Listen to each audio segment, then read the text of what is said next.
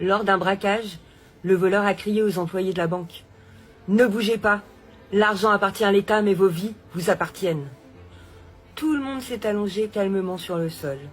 C'est ce qu'on appelle changer de perspective. Quand les voleurs ont terminé le braquage, le plus jeune, titulaire d'un diplôme universitaire, a dit au chef des voleurs, qui n'avait qu'un diplôme de l'école primaire.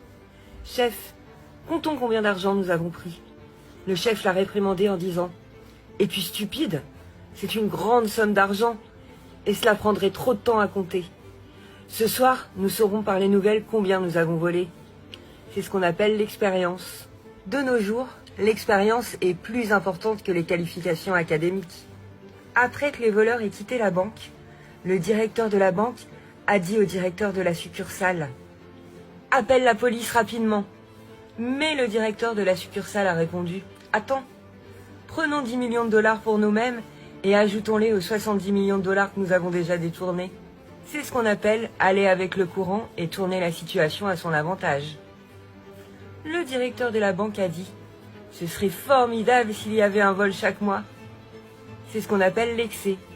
Le lendemain, les nouvelles ont rapporté que 100 millions de dollars avaient été volés à la banque.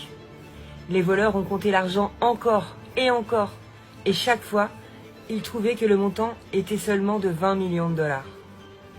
Les voleurs étaient très en colère, et ont dit « Nous avons risqué nos vies pour 20 millions de dollars, et le directeur de la banque a obtenu 80 millions de dollars sans salir les mains. Il semble qu'il vaut mieux être éduqué qu'être un voleur. » C'est ce qu'on appelle « la connaissance vaut son pesant d'or ».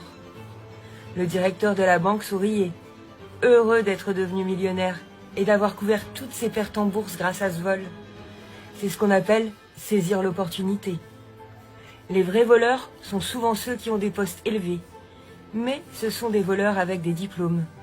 Et ils sont nombreux de nos jours.